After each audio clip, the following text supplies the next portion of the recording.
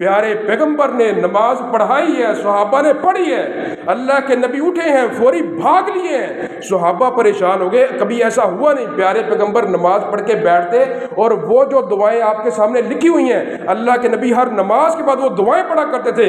اللہ اکبر۔ ہم نے طریقہ کیا بنایا، ہم ہاتھ اٹھاتے ہیں دعا شروع کرتے ہیں، لیکن کسی ایک حدیث کے اندر آپ کو ذکر نہیں ملے گا کہ نماز ختم کرنے کے بعد اللہ کے نبی نے یوں ہاتھ اٹھا کر دعا کی ہو۔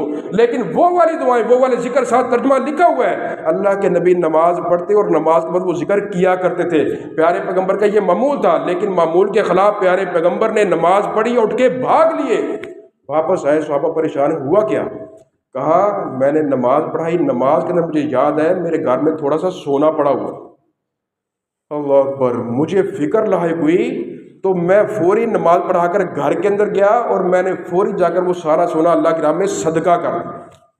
اللہ اکبر۔ پیارے پیغمبر نے جو بتایا اس پر عمل کر کے دکھایا کہ کس نے صدقہ کیا کہ کہیں یہ مال مجھے روک نہ لے، اگر یہ مال میرے گھر کے اندر ہوا، مجھے موت آ گئی، میری وفات ہو گئی، کل کو جب رب کے دربار میں حاضر ہوں گا تو رب نے روک کر پوچھنا ہے ہاں بھی مال کہاں سے لیا تھا، کہاں خرچ کیا تھا، یہ کل کو سوال ہونے ہیں۔ جب میری جان نکلے گی میرے پاس مال ہی نہیں ہوگا تو لہٰذا مجھے رک کر حساب بھی نہیں دینا پڑے گا۔ یہ ہمارے نبی کا اللہ اکبر یہ پسند تھی ہمارے نبی کی کہ جب میری جان نکلے میرے پاس مال نہ ہو۔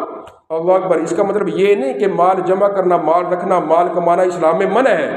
بڑے بڑے مالدار صحابہ ہیں، عثمان غنی ہیں، اربوں پتی تھے، عبد الرحمن بن عوف ہے، اربوں کے مالک تھے، مال رکھنا جائز ہے، لیکن ہمارے نبی کی پسند یہ تھی کہ میرے پاس مال، اللہ کے نبی کے پاس بھی مال بڑا آتا تھا، بڑے مالدار تھے اللہ کے نبی۔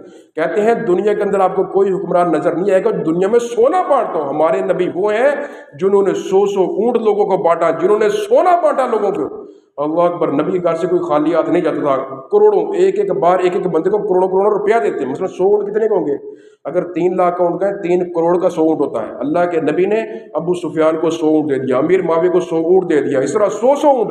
اور ایک بندہ ہے کہ غریب ایک صحابی آیا، وہ مسلمان نہیں آنا ہوا، کہا مجھے عطا کیجیے۔ اللہ کے نبی نے کہا فلانی جگہ پر بکریاں کھڑی ہیں ساری لے جاؤ۔ وہ کروڑوں کی بکریاں یا لاکھوں کی بکریاں ہوں گی، ساری دے دی۔ بندہ قبیلے میں گیا، جا کر اعلان کر دیا وہ جاؤ بھاگو جا کر محمد جو ہے اتنا دیتے ہیں، انہیں غریب ہونے کا ڈر نہیں۔